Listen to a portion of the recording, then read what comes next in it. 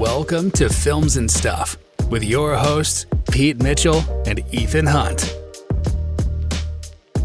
Pete, we are now recording live from our global headquarters because you and I have been having an off-the-record chat, and we realized it's so important that we need to record it. That's right. It's a very impromptu... And make it into an episode. Yeah, it's an impromptu episode, Ethan, and I think it's vital that people hear us talk about this. This is an emergency episode in a way, right? I would agree. Because to give our listeners some background, we were discussing what are the topics for our upcoming Films and Stuff podcast episodes.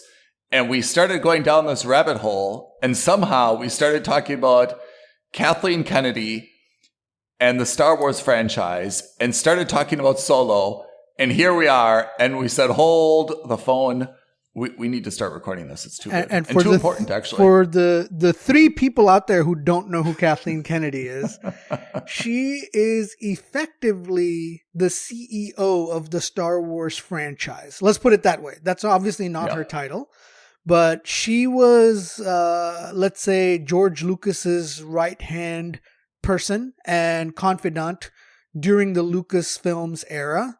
And when Lucasfilms was acquired by Disney, she moved over onto Disney and stayed on board as basically the head of the Star Wars franchise. When you talk about our three listeners who don't know, that's our three listeners, actually. Yeah. Shout out to our three listeners. So let's start with Solo, and then this will go all over the place. Solo was made in what year? This was 2016? Something like 2018. that? 2018. Okay. Wow. Okay. A COVID lifetime ago. What was had so much bad press leading up to it. What did you think of the movie itself, though? So, overall, I wasn't a huge fan of the movie. I was, however, much to most people's surprise, it wasn't because of that kid they hired to do Alden. I have no idea how to pronounce his last name. Aaron Rick. Yeah.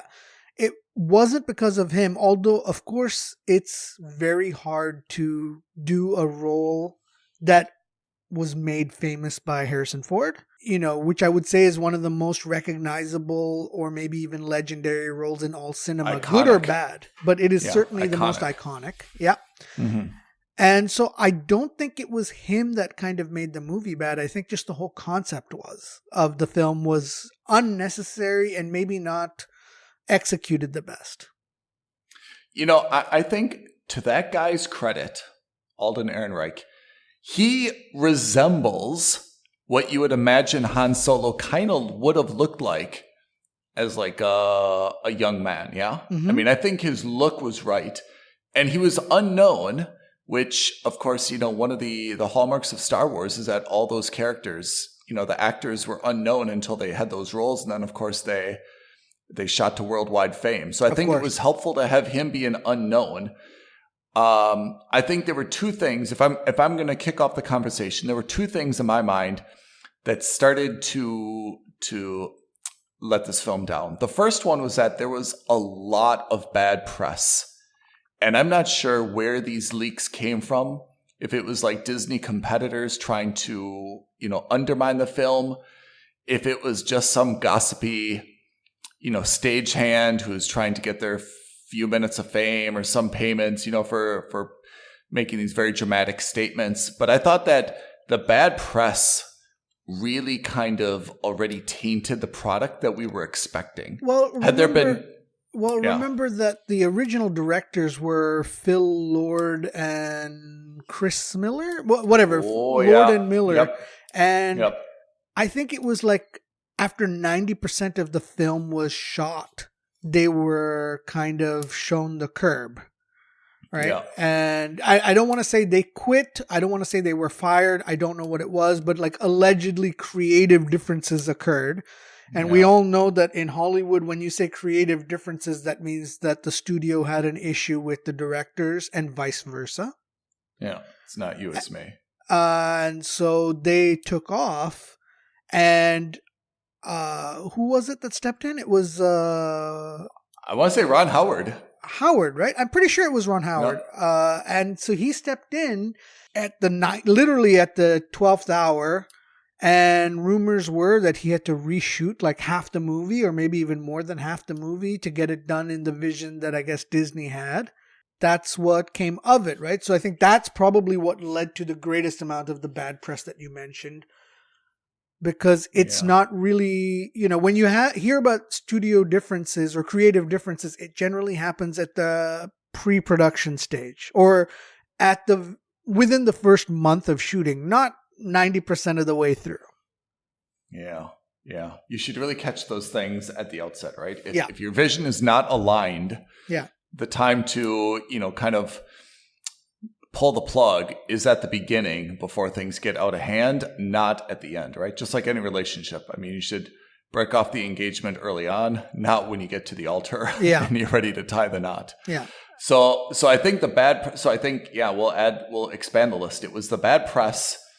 It was the change in the directorial leadership. And my third problem is, as I mentioned, Han Solo's, the actor, was unknown. He didn't have any big roles and he didn't really have a predisposition in terms of him and a character.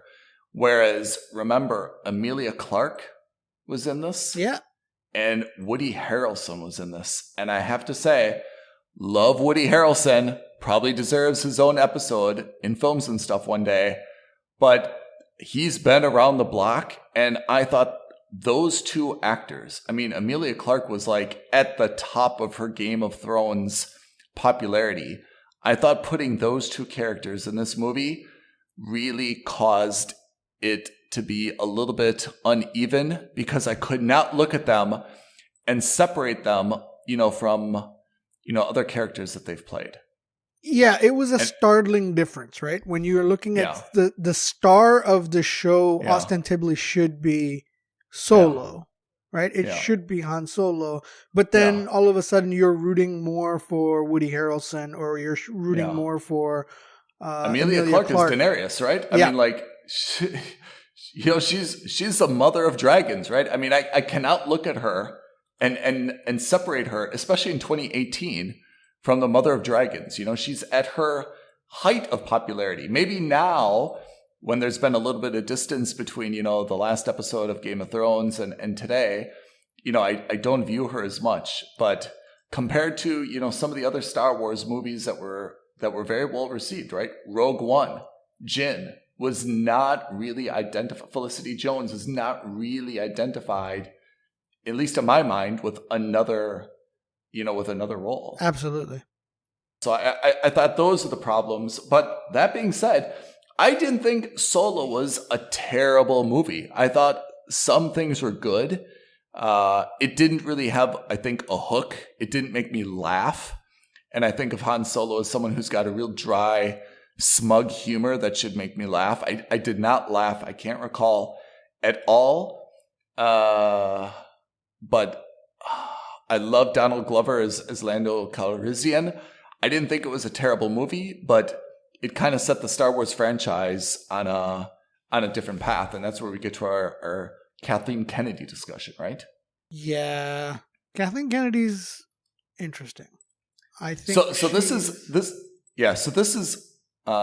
the thing that Pete and I started to discuss. There was recently, I guess she gave an interview, and she said that what she learned from the Star Wars films is that I guess an audience was not interested in watching, some of the famous characters being played by a different actor. She's saying, no one is really looking for the modernism, that they should remain the same actor, that, she learned the lesson that you don't want a new actor in those roles. What do you think of that? Don't remake an internal character. Correct or not correct? So, okay. Two sides to that, right? So on one hand, she's right. in the sense that I think as a movie-going audience, it's maybe the right time. We've now had it for nearly 4 decades for us to shift away from the Skywalker saga, right? There's only so many times I want to see a Luke Skywalker cameo or, a Han Solo cameo or whatever cameo. Yeah. Their story has been told. It was told relatively well. Of course, not perfect, but still relatively well. And, let sleeping dogs lie. So in that regard, I agree. That lesson I think is a very valuable lesson, and I think we're starting to see that with Filoni and Favreau, who are saying, "Hey, you've got such a huge universe in Star Wars. Let's talk about the Mandalorian. Let's talk about these other characters that are in the same universe." Which allows you the opportunity to say, "Hey, we're going to do a 1-episode cameo with Luke Skywalker." That's great. Yeah. But to see a whole movie or to see a whole series, I don't think is maybe not necessary. On the flip side, I liked Rogue One. I thought Rogue One was one of the best Star Wars movies, in my opinion. Yes, it was a one-off, and it was a Star Wars adjacent. You still knew, as a Star Wars fan, you still recognized so many. I want to say equipments, but I would say, machinery or weapons, right? It was clearly a Star Wars film. It spun off very neatly from, A New Hope. I agree the same thing with Mandalorian. What about Boba Fett? Boba Fett, we're still a little bit on the fence about. So this is the thing. And I think this, again, the platform that they have with Disney Plus gives them the opportunity to look at the characters that we haven't really done a deep dive on before. So while the show itself wasn't super fantastic, I did appreciate that you get to learn a lot more about Boba Fett in this Disney Plus platform. Because remember, in the movies, you just see him as kind of like this badass bounty hunter, but then he kind of gets taken out almost immediately, and then that's it. You don't really see him do anything, right? And while I think The Mandalorian does a better backstory for Boba Fett than Boba Fett does, right? I like that we at least have that opportunity. The same kind of, and if you remove the prequel trilogy, the same can be said for Obi-Wan, right? Because in Obi-Wan, in the original trilogy, you don't really know much about Obi-Wan except that he was Darth Vader's friend, right? And then, of course, you had the prequel trilogy, which kind of showed you Obi-Wan going from Padawan to Jedi Master, right? Do we need to see this Obi-Wan franchise? And this is where I have a problem with what Kathleen Kennedy is saying. So I'm extremely nervous. As am I. Yeah. But you know how Kathleen Kennedy is, her lesson was that we should move away from legacy characters and recasting them. I don't because think that's fans don't want to see that. I don't think that's correct because some characters pulled it off. Lando Calrissian was pulled off wonderfully by Donald Glover. Ewan McGregor was a wonderful Obi-Wan Kenobi. I think he's excellent. Yeah. So I think, so you can't look at Alden and say that he's not a great Solo. And so the result is that all other Star Wars characters shouldn't be recast. I think that's nonsense, right? Yeah. I really think that's nonsense. I think that what you can do very simply is say, hey, you took the wrong, what did you say? You took the wrong learning from the wrong data? Yeah, I mean, I think if you get bad, it's not that she got bad data. I think that she's just using a result to kind of justify, the reason for that result. And I think it's just kind of like retrospective. If something is not successful, you can't understand why it was not successful and apply that to everything else. Yes. Right? So I really think that she's taking away the wrong lesson. If she would temper that lesson and say, look, you've got to be extremely careful in taking, one of the principal characters, right? And recasting them. I would agree with that. But I thought Solo was actually a pretty good choice, for a standalone movie. Like you would not want to see Leia is really, really like delicate territory. Luke, it's hard to find a period in his life that you would remake a story about him. Solo is a very good character, and maybe the only one from, the core characters that you could, make a standalone movie about, right? Yeah, perhaps. Do you think it would have been better? Do you think it would have been better as a series? That was 2018 when it was just movie. Yeah. Had that been today, they would have said, hey, we're doing Mandalorian. We did Boba Fett. We're doing Obi-Wan. Why don't we do a Solo season, right? Potentially. Right? I think might have played off better. Yeah. I think regardless of platform, whether it's a movie or a TV show, you're going to get a lot of fan kickback or from whoever you cast as Solo, right? Yeah. Just because, again, he's an iconic character. So it's a lose-lose situation no matter what. And it puts a lot of pressure on that character. But again, if the story is really good, that pressure goes away from the actor, right? Because they can say, hey, whether you liked XYZ actor as Han Solo is irrelevant because that show was so good, or that that series was so good, that story was so good, it's irrelevant. Look, I think ultimately the thing is, you're right. She's taken the wrong lesson from the data that she has. And I think... And just applying it as a blanket, right? Exactly. That's a really big dangerous thing to say. It's a dangerous thing to do with an IP that's as valuable as Star Wars is. It's also very dangerous to do because you risk eliminating stories that people do want to see. Pete, can I also just make another clarification to that? Maybe she can say that, and maybe that's really what she believes, and there is some truth to that. Knowing how fanatic people are about the Star Wars franchise, you should not make that statement. As a guardian of a franchise, you not only have a duty to, make good entertainment, you also have a duty not to make statements that are either going to be taken out of context or come back and be used against you in the future. You really have to be delicate in what you say, right? I agree. I think Kathleen Kennedy is a steward for the company, but not for its IP. Which is to say, I think she's a much better, I think we talked about this earlier as well. She seems like she could be a very good leader as like someone who stays in the office. But when it comes to the creative side, I don't think she's got the right mindset for it. Do you think it's better?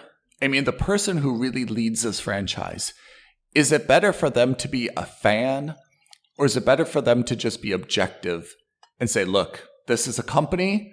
It has a lot of assets. I'm going to maximize the assets and make sure that I protect the assets, but they're not really a fan. What do you think is the better? Yeah, so this is like that age-old Hollywood dilemma, right? Because on one side you have the suits, and on the other side you have the artists. And the suits are only interested in making sure that, they can franchise the hell out of it and, make merchandising sales. So they'll go to the artists and say, I need a character that's like a BB-8 or like, something that I can make a plush toy out of and sell for $100. Yeah. Yeah. Whereas the artist is more interested in, hey, this is a good character, or this is a great story idea. And I don't care if it costs you $200 million to do it. We're going to do it because this is something that the fans are going to love, right? And I think if you look at that, it's a delicate balance. My opinion is that Kathleen Kennedy doesn't have that balance. I think she's a better business person than she is an artist. I don't think she's got the respect, and maybe not respect, but I don't think that she's got the appreciation for how important the characters are to a lot of fans. And then if you go on the other side, you look at someone like Dave Filoni, who was the head of Clone Wars, and he did a lot of the animated series for Star Wars. I think maybe he's too much an artist and maybe not enough of a business guy. So then you have someone like Jon Favreau, who, if you remember correctly, he was the one who also basically kickstarted the Marvel Cinematic Universe, right? He, I think, has an appreciation as someone who's directed in a lot of non-Star Wars movies, as someone who's been an actor, as someone who's a producer. I think someone like Favreau has a lot more of a temperamental balance, which is to say, listen, I understand this is a business, but I also understand this is Star Wars, right? And not everything has to be a monetary business decision. And I think he's really proven that, right? With The Mandalorian, with the MCU, basically any of these massive franchises that he's spearheaded, he has shown that I can not just monetize this for you, but I can also make it something that fans are happy with. Yeah. Yeah, I have to say, I'm really disappointed by Solo, not because it was such a bad movie, but just because it kind of mucked everything up, you know, and everything was flowing in a really nice way, you know, after we saw, you know, Rogue One, and I was really hoping that Solo would be just amazing, not only because Han Solo was such an iconic figure, but I really wanted to continue to see good films and to see how, you know, the franchise would continue to unroll. And that it just seemed to be so surprising to Disney in terms of how critically panned it was and the overall like meh attitude of the audience. Yeah. That I think it really psychologically scarred probably Disney more than the fans. I think for you and me, like we got over it. We're like, that was disappointing. Like they really mucked that up, you know? Yeah. But hey, like we haven't turned our back on the franchise. Like nothing's really happened. It's given us a lot to talk about and we care, but we're really not changing our decision making. Whereas I feel like Disney, it really scarred them as an organization and they started to like question everything they did, which is good. But they've also started to kind of like doubt themselves and temper themselves. And I mean, maybe Mandalorian and Boba Fett were in the works before, but they've also seemed to kind of go downstream a little bit and take less risks, right? Yes. And say, hey, Mandalorian, what's the worst that can happen? Boba Fett, no one really cares about him. What's the worst that can happen, right? More importantly, look at the movies that came out after. Yeah. Look at the sequel trilogy. They say what you will about Rian Johnson, okay? And you may have hated that movie. You may have loved that movie. It doesn't make a difference. That's not important. The point was he took a swing at it. And it wasn't a big hit in terms of in terms of fan reviews, right? But in terms of what are we talking about? We're talking about The Last Jedi? Last Jedi. Yes, that's exactly right. He took such a big swing by going, like he subverted expectations everywhere in that movie, right? And I'm not a huge fan of the sequel trilogy. And maybe that will change over time, just like the prequel trilogy did for me over time. The only saving grace was that they went somewhere different. But if you look at episode 7, The Force Awakens, it was exactly the same story that we've already seen. It's another Death Star. I think a lot of it had to do with the fact that, hey, you know, we don't want to take any more risks with this franchise because it's a $1 billion movie or a $2 billion movie. We can't afford to take any risks. And once that did really well, then they swung for the fences with The Last Jedi with Rian Johnson. And then I think they course corrected and went back in The Rise of Skywalker. It made it a mess. It made the whole thing a mess. I think they just went from being, let's have a planned out storyline to let's be reactionary to what the fans are talking about us. Yeah. I mean, the Last Jedi is where things really kind of went off the rails, right? Yeah. And then once we got to, and we kind of saw it happening, we're like, well, that was an interesting movie, but like not really sure where it's going. It seems to have kind of mucked everything up, right? And it really mucked everything up, I think, with Leia, right? And then once we got to Leia and Rey, I mean, Daisy Ridley is great, but she was so not charismatic. So there were so many problems I had with her as a character in the movie, that it didn't make sense to me that that's the direction that they wanted to go. Yeah. I have to say, like, now, even if they hired us, right? I mean, J.J. Abrams came in, he kind of did his, like, level best with what he had. And I feel like he just kind of, like, said, hey, let's just stay where we are.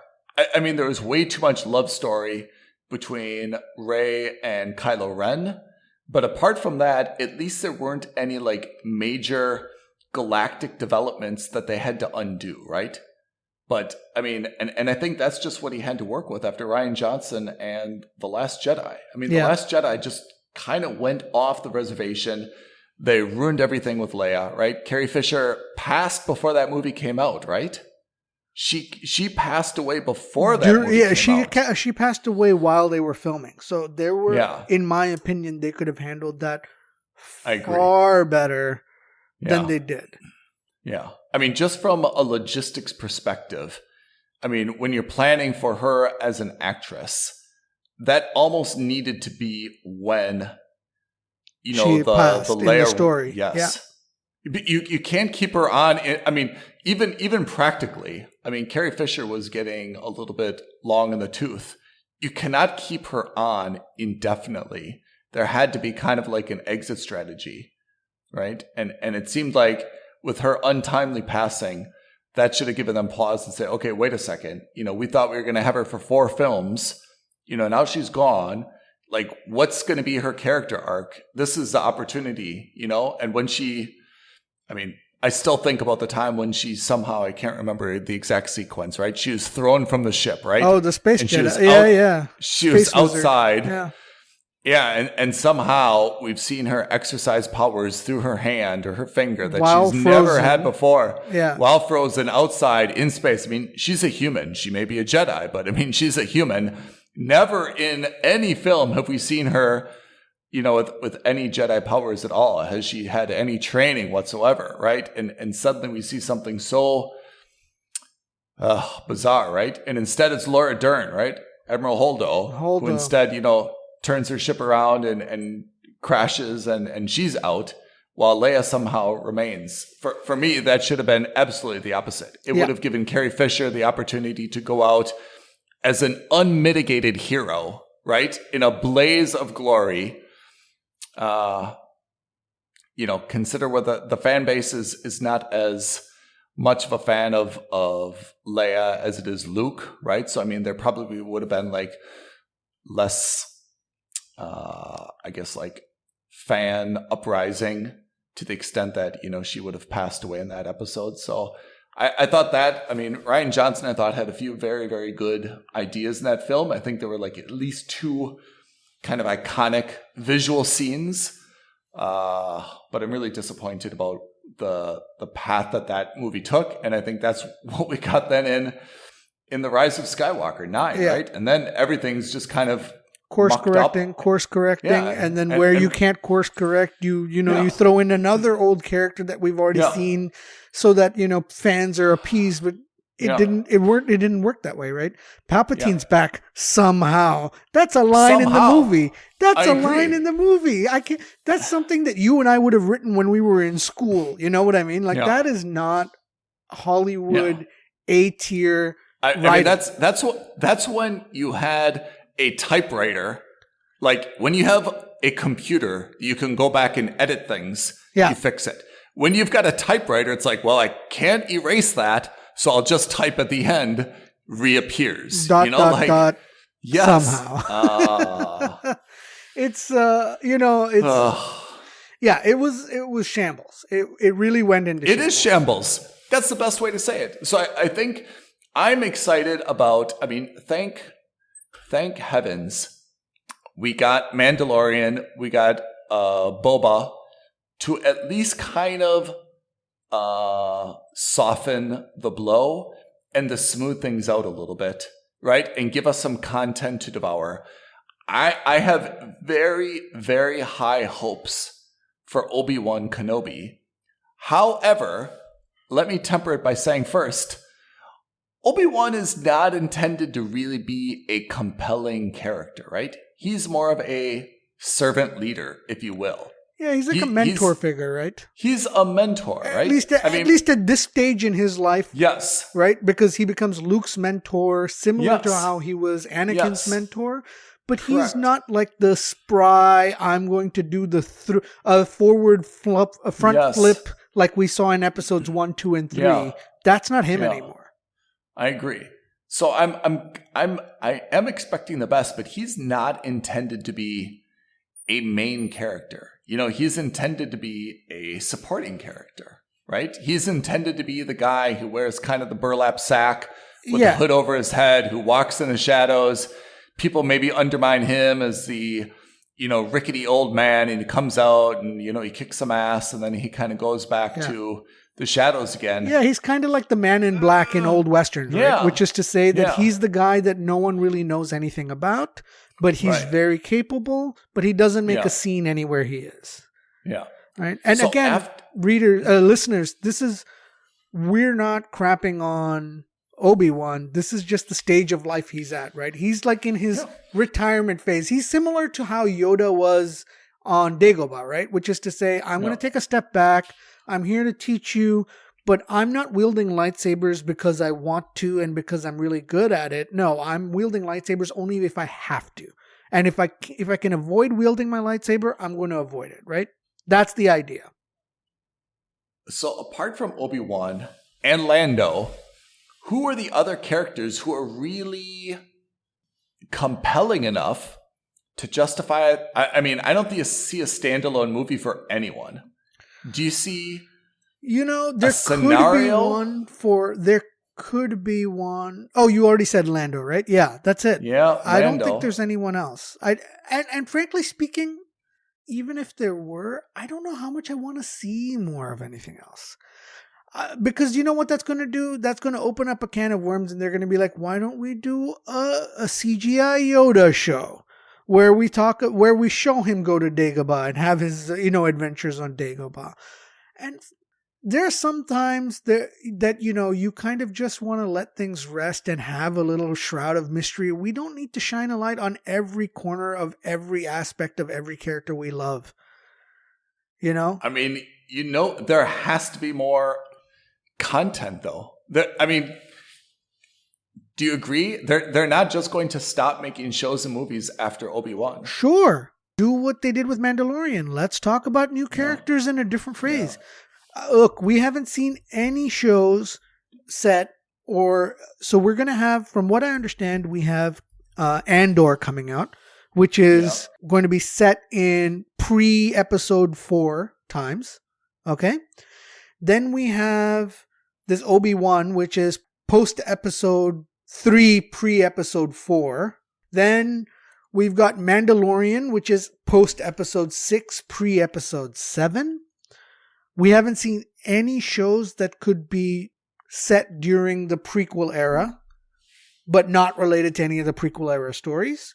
We haven't seen any shows set in the sequel era.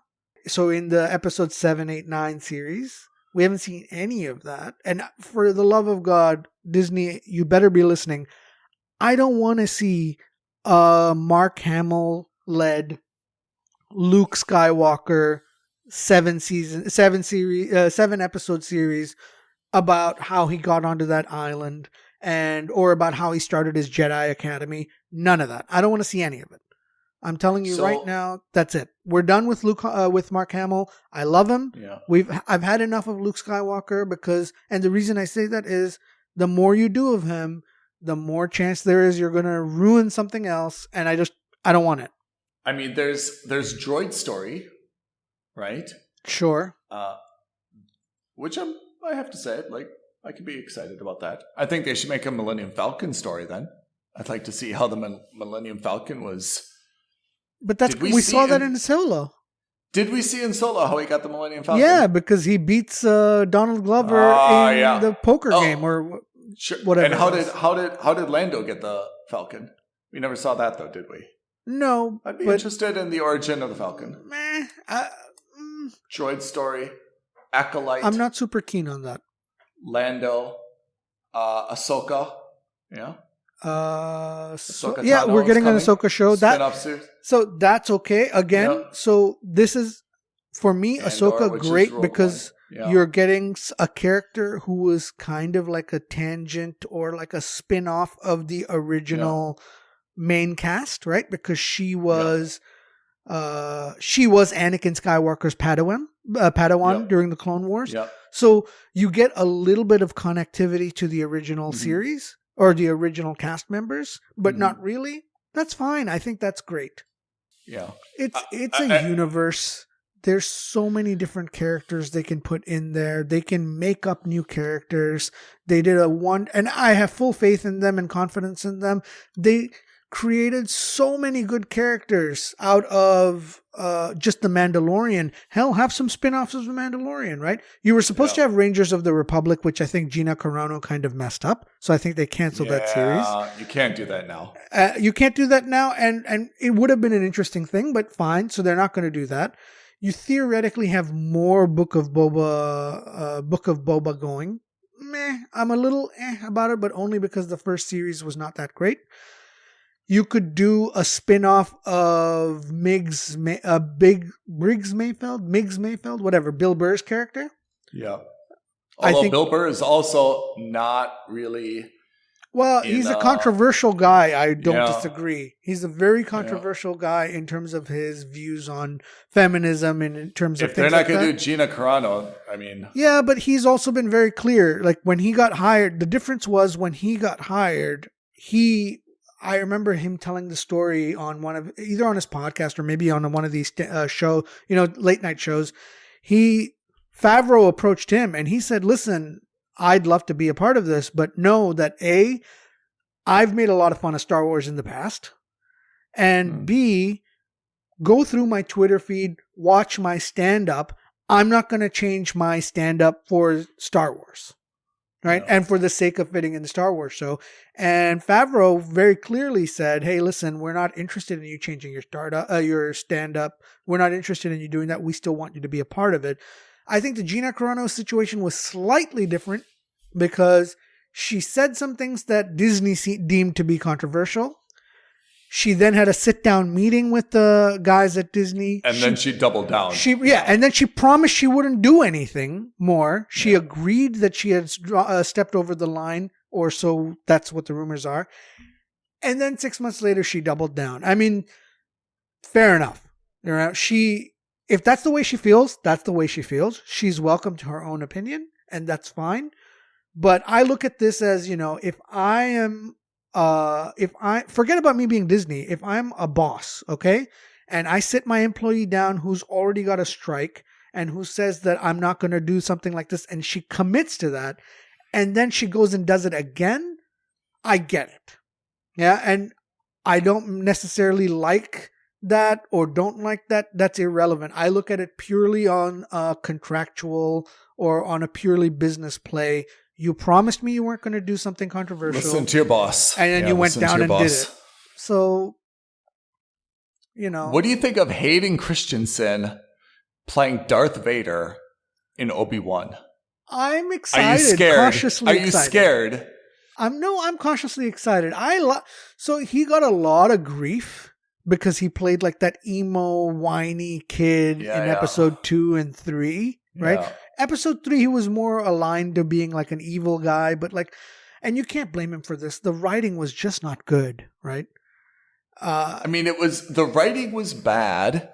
It's always been the criticism of George Lucas he's been brilliant in stories, in characters, and plot. But he's his been writing miserable. is just pants. Yeah, he's been really miserable in dialogue. But not only was the dialogue bad in episode 2 and episode 3, but to be honest, I felt that plot really didn't justify how he slaughtered all the younglings and how he, just basically that turn, embrace the dark turn side, was too fast. Like, it was a real quick dark turn from, Palpatine spoke to him for like 10 minutes on screen, and then you go from there into being a bad guy. It was a bit of a fast turn.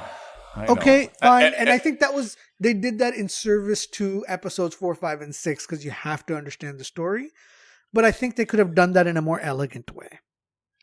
But, that's the beauty of good storytellers is that they don't always put in your face exactly what happened. Yeah. Like there's a way that you say, well, how did this happen? Let the audience imagine it or figure it out. Let's have those two, right? Anakin and Palpatine have a meeting behind closed doors, and he comes out and he's just seething, right? And you say, like, what went on in that meeting? Yeah. What did he say to him, right? That's storytelling. Storytelling isn't, let's put them face to face and have him say, aren't you worried about your wife? He says, I love my wife. Well, then come to the dark side. That's not storytelling. That's just like pushing your face in it, and that's the problem I had with that, which is if you're really going to like write it out word for word, make it compelling and believable, because this is a dramatic change, right? Yeah, he's always been a little bit of had a problem with authority, but I mean, the heel turn was just so dramatic and so serious and never going back. It was unearned. It seemed unearned. Too fast. Yeah. Too fast. So again, but going back to your original point, right? Which is to say, none of that is Hayden Christensen's fault. Yeah, true. So I felt bad for the backlash that he got. And I think a lot of that is also because the older I've gotten, the more mellowed out I've become to the prequel trilogy. When I grew up, I wasn't a huge fan of it. And then over time, like, it's grown on me. Right? And maybe that'll happen to the sequel trilogy. I'm doubtful, but maybe it will. And so when you see him kind of now doing the press releases for Obi-Wan, I like that, he's smiley, you're just like, it's nice to see him back on top. He embraces it. But do you feel the same thing about Kylo Ren? Do you feel that his heel turn was also extremely fast and unjustified? So Kylo Ren started out as a bad guy, kind of, right? What I didn't like, and this, I remember telling you this after we saw episode 7 together. Yeah. My concern was that they were going to do another redemption arc where the bad guy is actually a conflicted good guy, and then turns to the light side, and that's exactly what happened, right? Again, a retreading of story. We saw that similarly in Anakin Skywalker / Darth Vader over episodes 4, 5, and 6. Why do we need to see that with his grandson in episodes 7, 8, and 9? I think what would have been an interesting turn would have been to say, let's keep him as the bad guy. Let's double him down as the bad guy. And let's get him to convert Rey. Right? Because I'm with you. I think because there was flashes of her being on the dark side anyway. Let's get him to successfully turn Rey. And now you have 2 Sith empires. Or Sith Lords, right? Against no Jedi. And I get it. Maybe I'm totally with you, Pete. There's some kind of solution you come up with so that the movie doesn't end so dark. But hey, maybe there isn't. Maybe there isn't. And you like how you start off, how you end episode 6 with, Luke Skywalker being the last of the Jedi, or so we think. And he's kind of like, starting his empire of good guys. Why can't you have episode 9 end with a bunch of bad guys who win the day at the end of the day? And it's a dark ending. I get it. Yeah. I get it. But with you. Also a story that doesn't end.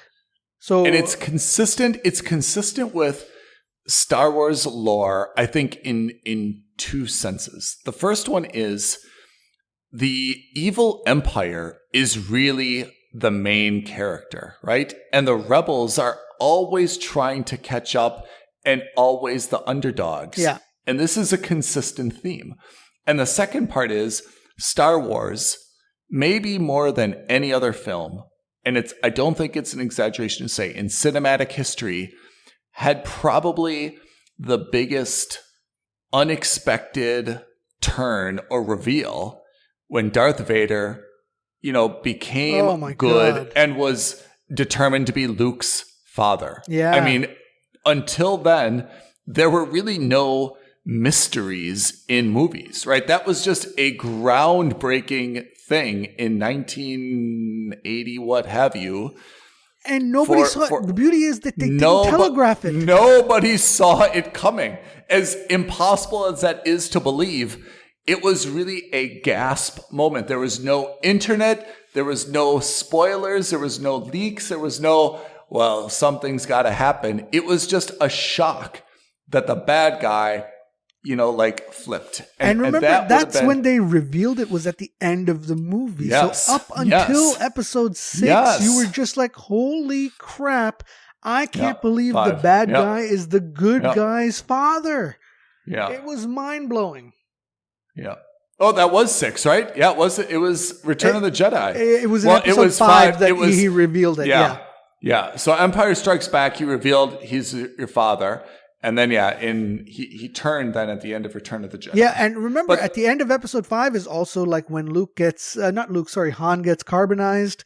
And so you have it ends, if they had ended the trilogy there, what a dark ending. And of course, maybe this is about the beginning, maybe it's about the era that you don't want to see the bad guys win. You don't want to see the bad guys lose. Nothing like that. So you had to have the good guys in, a.k.a. Luke Skywalker in episode 6. But I think audiences are sophisticated enough now that you could have had it so that the bad guys, quote unquote, win at the end of episode 9. Yeah. But maybe it's not so dark. And then you you remember how at the end of episode 9, you see the kid, the random kid out of nowhere brushing with the broom, and he uses the Force to call the broom to him. Yeah. Then all of a sudden you're just like, oh, there is a little bit of hope. Who is that? Yes. And what I'm saying is that there is a little bit of hope that it's not that, this is just a continuation of the cycle. The bad guys may have won today, but tomorrow is another day. You end it that way instead of in this crappy ending that we get. I'm just, I was really disappointed with how episode 9 ended. I think this would have just been it would have been a very bittersweet ending, which is to say, hey, the bad guys won, but you also end knowing that the Force is still out there and that there are people who still wield the Force. Right? I am aligned. I think that would have been, look, I don't know if that would have been a better story. I don't know if that would have been a good story, but I certainly think it would have been a better ending than what we got. I agree. I mean, because now the problem is there's really no conflict. I'm just not sure where we manufacture a new conflict.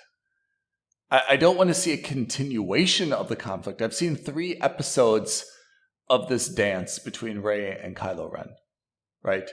And it was exhausting after 1.5 movies. I don't want to see this flow into a 4th. But given the state of things, I'm not sure how it changes. No, I think that's what's disappointing. To be honest, I think now the Skywalker saga is done. It's done and said with. Everyone in the Skywalker bloodline is more or less gone. Rey assumes the mantle, but she is not a Skywalker, right? Nope. She's a Palpatine. Yep. And fine. I think that's okay. I think, you know what? Whether we like the Skywalker story or not, it's over. Let's move on. Let's focus on other characters like the Mandalorian. And, we don't know how things are going to go with Mandalore. Let's move on. You've got other characters out in the universe that you can talk about that we will still be interested in. I mean, I feel like Disney, although I'm nervous, given Disney's propensity for manufacturing cute, cuddly creatures that they can stick in Happy Meals and sell a billion of, I'm worried that there is going to be an Ewok movie or a Wookiee movie or something that very easily lends itself to collectibles and stuffed animals and toys and things like that, Yeah. But I think that's a boring let's move series. I think the let's say the moral of this story is let's move on from the Skywalker saga. 1. 2, Kathleen Kennedy, I think you've taken the wrong lesson from all of this. It's not about recasting people that everyone's a fan of or legacy characters. It's about, for me, good storytelling trumps everything. Yeah.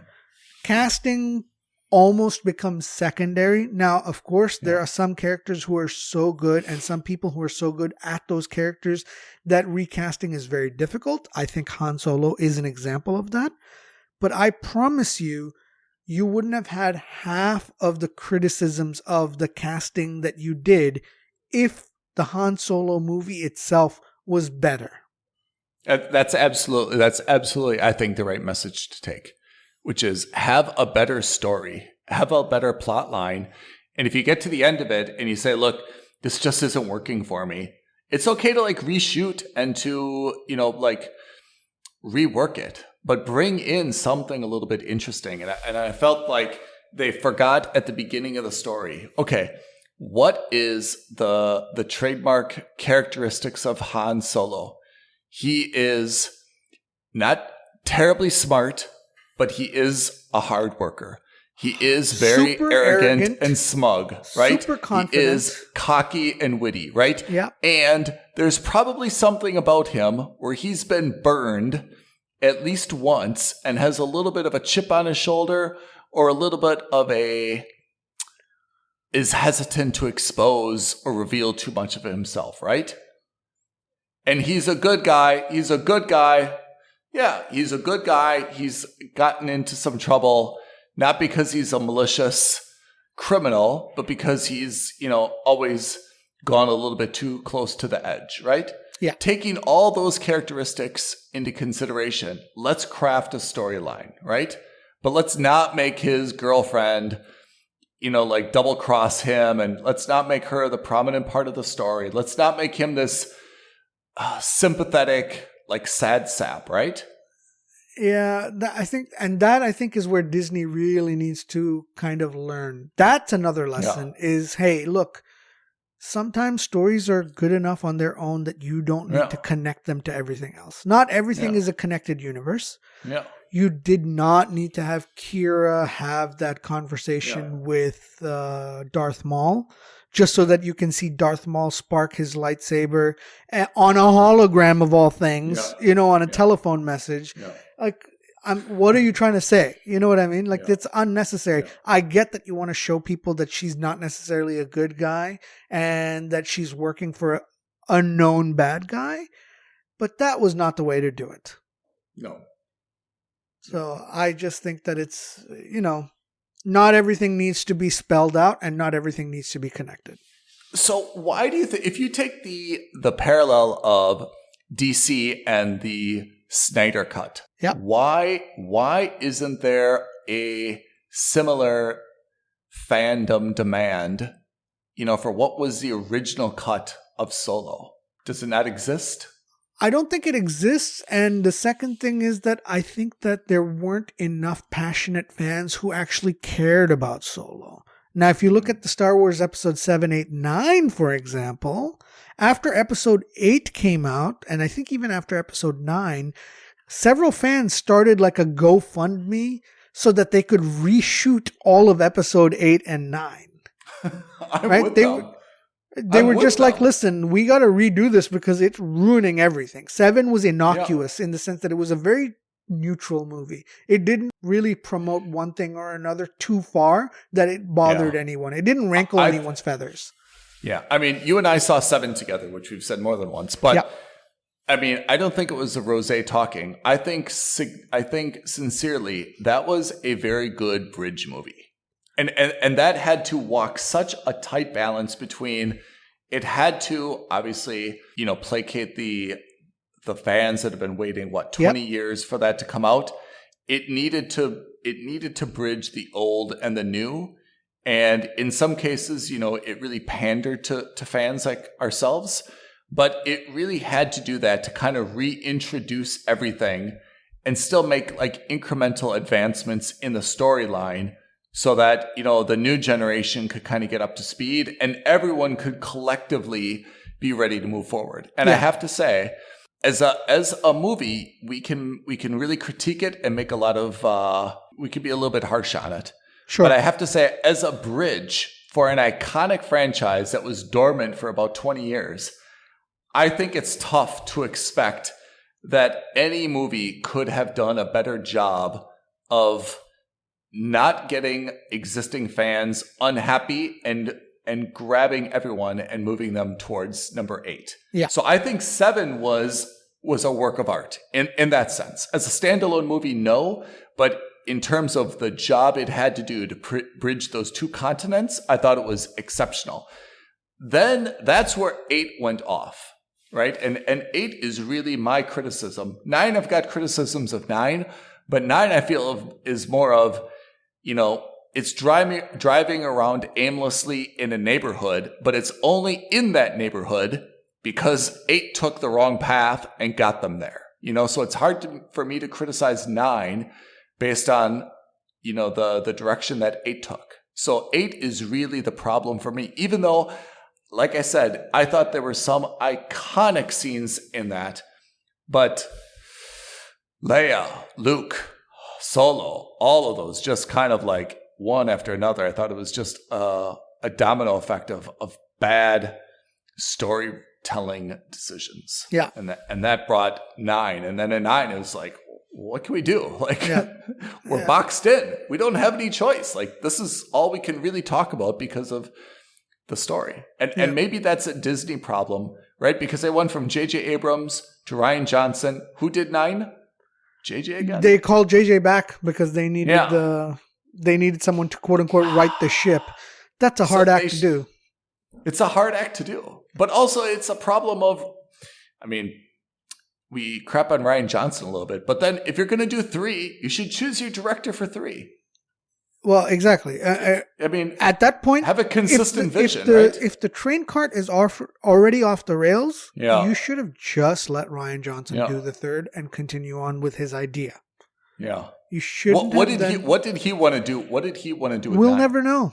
Oh, he's never said anything? Well, not that I know of anyway. And frankly speaking, I haven't really looked out for it. So even if he has, I haven't. I bet that NDA is like a gun. I bet they've said if you ever say anything, you're ruined, Yeah. Well, no, so remember, after they filmed 8, but before they released it, Disney executives liked it so much that they greenlit a trilogy that Rian Johnson was supposed to be in charge of, a Star Wars trilogy, not related to the Skywalker.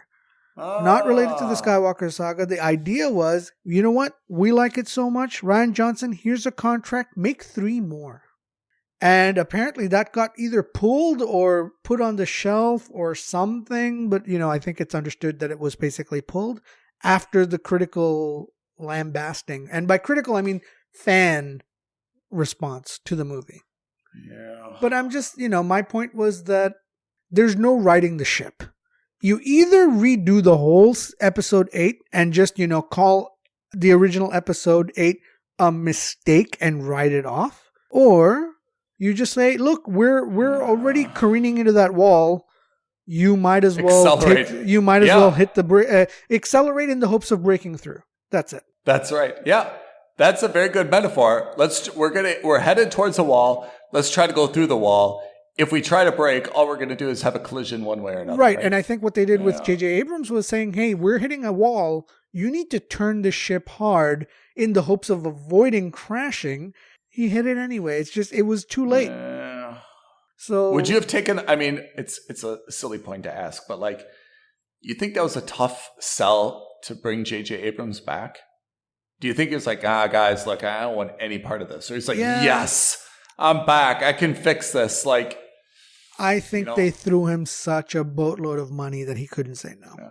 I think they also probably said, listen, we're not going to hold you to the quality of this film. You're set on a path that you can't change very much. We'll either give you a lot more money to sweeten the deal, or we'll also, we'll fund the next 5 movies you want to do at Disney. This reminds me of the parallel of lawyers when they're trying to pitch for a case. They always tell the client hey, you've got a winning case. Like, I can absolutely win this case for you, right? Yeah. And then once you get the case, you go back to the client and say, look, there's nothing I can do with this case. You've mucked this all up. I'm just doing the best I can with what you gave me. And the client's like, wait a second. You told me you could win this. You know, he said everything was good when you're trying to get the business. So he may have gone in and said, hey, like, I'm taking this. Like, don't worry, Disney. I can fix this, right? Can we just say that is quite possibly one of the greatest segues into what's going to be an upcoming episode where we're going to do mini reviews on a bunch of shows, including The Lincoln Lawyer. Lincoln Lawyer. Which is exactly the same position that you've described. Upgraded his car from the Continental to the Navigator. Yeah, but he still got the Continental, which I liked.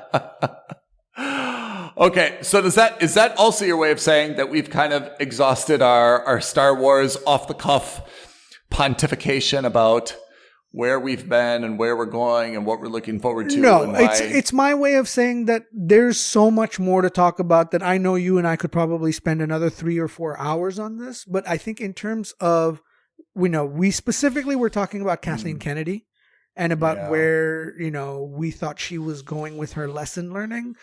And I don't think can I just say, that's not the lesson. Yeah, exactly. I really do not think the lesson is that you should not recast legacy characters. I think just the opposite, because they're not doing that. They are arguably, Ben Kenobi is recast legacy character, right? Yep. I mean, it's already been done with Lando. I mean, you're kind of doing it with Darth Vader if you're bringing in Hayden Christensen again. So I don't think that's a lesson. And even if that is a lesson, then you're not following your own lesson. I think the lesson is you need to have very, very good stories. And it's not enough to just show the same chessboard on the Millennium Falcon every show or every movie and think that that's going to be enough to make your fans happy. We need more than just a few cheap visual Easter eggs. We need story. We're curious. We want to see what happened. And to be honest, we do want to see what happened in the past. I love some of these characters. I want to see how they've gotten here. Even the droids I'm interested in. Even the Millennium Falcon, I'm interested in. So I think you need better story, and that should be the lesson learned. Yeah, I agree. So Kathleen, I know you're listening. I think on this exam you got an F- because you did not you did not come out with the right moral to the story. All right. Pete, my friend, before we sign off for the afternoon, what is our next upcoming episode? We've got a few of them. We've got yes, we do. Reviews on a couple different shows that we've watched. We've got reviews Halo. On Halo. There's a lot. There's a lot out there. I don't know what order these are going to come out in, but there's a review on Halo. There's reviews on a couple of shows that we've watched individually, but we think everyone should be aware of. Mm-hmm. There's also a review of The Unbearable Weight of Massive Talent. Nick Cage. And there's also the next round of Debate Club, whenever that comes out. We're ready. Okay, everyone, thanks for listening. Please send us your comments on the Star Wars franchise. We love to hear them, and we'll love to talk about anything that you think is a worthwhile topic. Right, at aloha@filmsandstuffpodcast.com or tweet us at FNS Podcast. We're always online. Thank you, everyone. Thanks, guys. Thanks, Ethan. Thank you, Pete. Have a great day.